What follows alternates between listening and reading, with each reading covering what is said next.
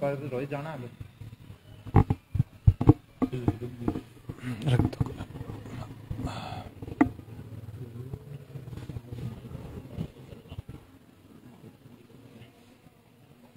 और दिक्कत करे तारा हटवाओगे।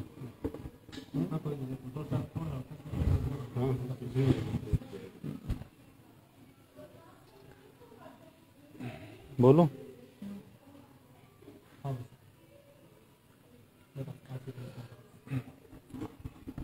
आप सभी पत्रकार बंधुओं का स्वागत है।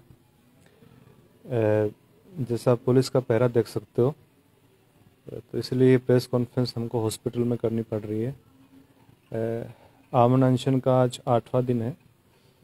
कमज़ोरी महसूस कर रहा हूँ और ये बताना चाहता हूँ कि एक महिला इमृता ढाका आमरण अनशन पे बैठी थी।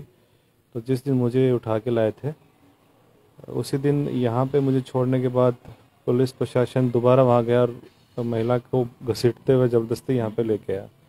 तो महिला काफ़ी सदमे में है। उसको दिन में 3-4 बार दौरे से आते हैं।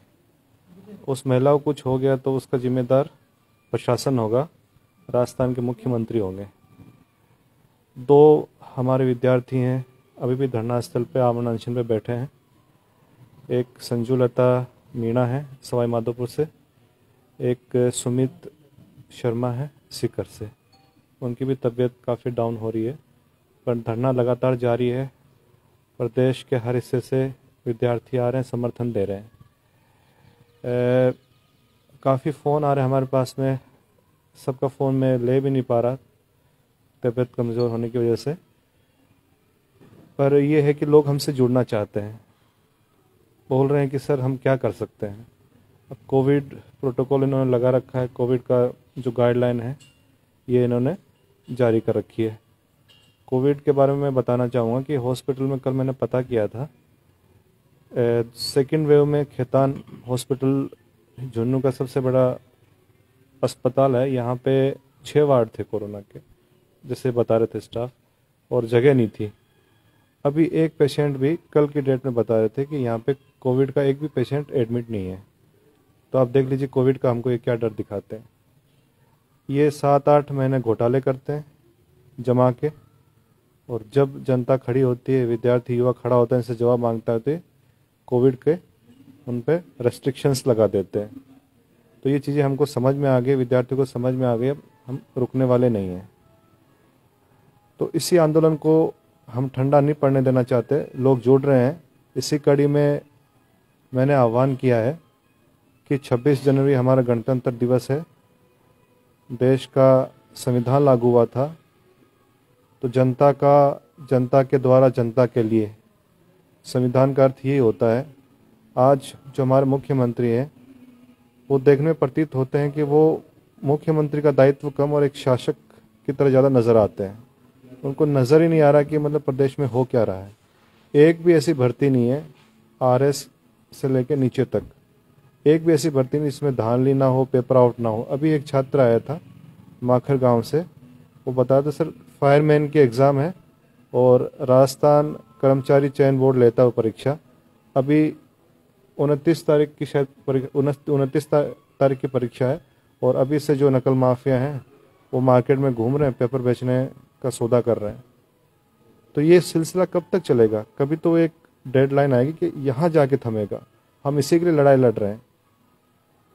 तो 26 तारीख को झुंझुनू में 350 गाँव 950 गाँव है लगभग, और 350 ग्राम पंचायतें हैं। राज्य में 14,000 के आसपास ग्राम पंचायतें हैं और 45,000 के आसपास गांव हैं। तो सभी बच्चों से मैं आह्वान करता हूं कि अपने गांव में, अपने गांव के लेवल पर, पंचायत के लेवल पर आप निकलिए, बैनर बनाइए अपने स्तर पर, और जो हमारी मांगे हैं उन मांगों के साथ आप एक दिन का सांकेतिक धरना दीजिए। सांकेतिक धरने के साथ आप गांव में रैली निकालिए, सबको जागरूक कीजिए। जो भी आप वीडियो बनाते हैं उसको प्रिंट मीडिया, सोशल मीडिया में दीजिए। सोशल मीडिया में देने के बाद ज्ञापन जो है, हमारी जो मुख्य मांगे हैं, वो मुख्य मांगों के साथ में जो भी वहाँ पे वीडियो हैं या ग्राम सेवक है नज़दीकी तहसील में तहसीलदार है या एसडीएम है या कलेक्टर है, वहाँ तक मुख्यमंत्री के नाम पर ज्ञापन दीजिए। इस लड़ाई को ठंडा नहीं पड़ने देना है। हमने अपने छात्रों को, हमारे साथियों के मैसेज पास कर दिया है। अब मीडिया के द्वारा मैं चाहता हूं कि ये लोगों के पास ये बात पहुंचे। लगातार आंदोलन जारी, मैं ये अनशन नहीं तोड़ रहा, मेरा अनशन लगातार जारी है।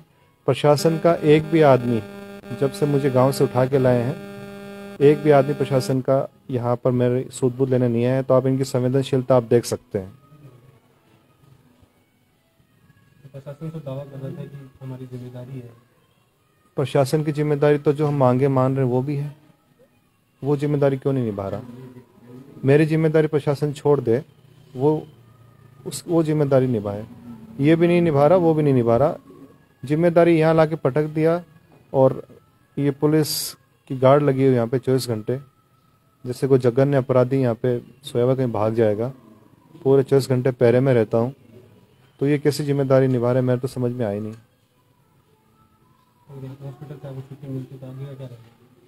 ये छुट्टी नहीं देंगे मुझे, जब तक अनशन है मुझे नहीं लगता ये छुट्टी देंगे। छुट्टी देंगे तो मैं वापस अनशन पे बैठ जाऊंगा। आपका बेटा भी धरने पे बैठा था? नहीं, बेटा उस दिन आप गए थे, जब पुलिस वहाँ पे दोबारा गई तो वहाँ से गांव की महिलाओं को उठा के और जो ग्रामीण थे, जो विद्यार्थी थे, उनको बाहर कर दिया था और ये धमकी दे के आए थे कि टेंट यहाँ से उखाड़ लीजिए। तो घर बिल्कुल नज़दीक है धरना स्थल से, 10 मीटर भी नहीं होगा।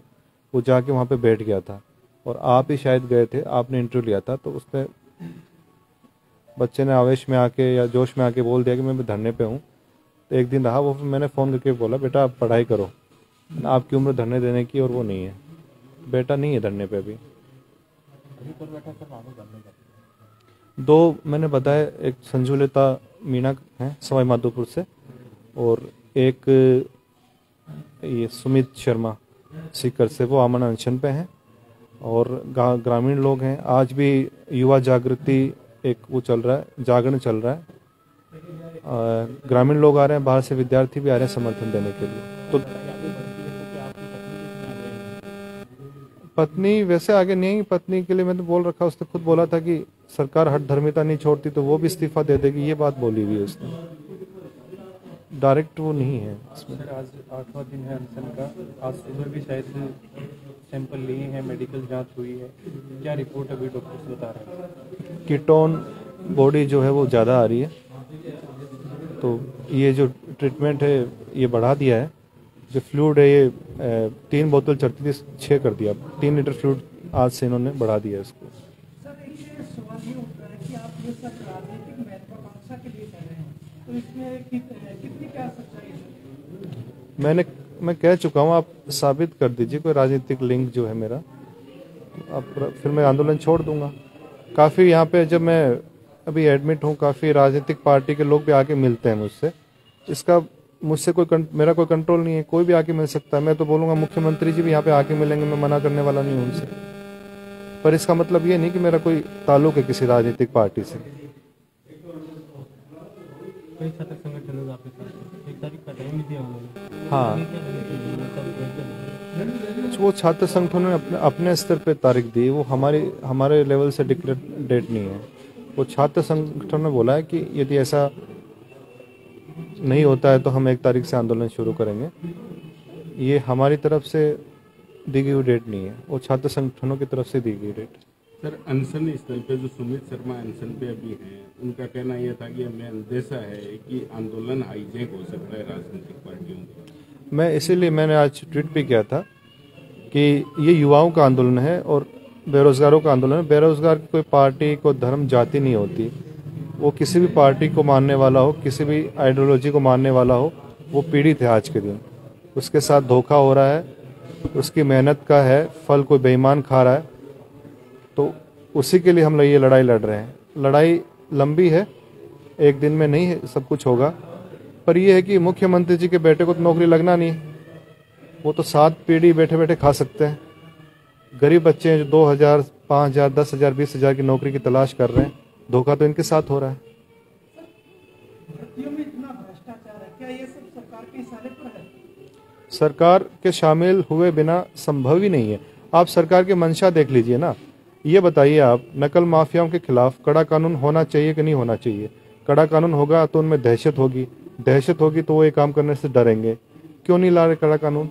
हमने 3-4 जो सुझाव दिए थे कि 10 साल से ऊपर सजा होनी चाहिए, नॉन वेलेबल ऑफेंस की श्रेणी में इसको लाना चाहिए, चल अचल संपत्ति जब्त कर ली जाए उनकी, और भी जो है संस्थानें जहाँ इन्वॉल्व होती हैं उन पर भी कड़ी कार्रवाई हो। ये सब कुछ हमने मांग करी है। पर एक नकल माफिया है, नकल करवाता है किसी परीक्षा में, आप देखोगे वो 5-7 महीने बाद में जेल से छूट के फिर दूसरी परीक्षा में इन्वॉल्व हो जाता है। तो सरकार ये क्यों नहीं कर रही है? आप सरकार से सवाल कीजिए ना, क्यों नहीं? आखिर उनका क्या जा रहा है? ये तो जनता की भलाई के लिए, आम पब्लिक की भलाई के लिए, क्यों नहीं कर रहे?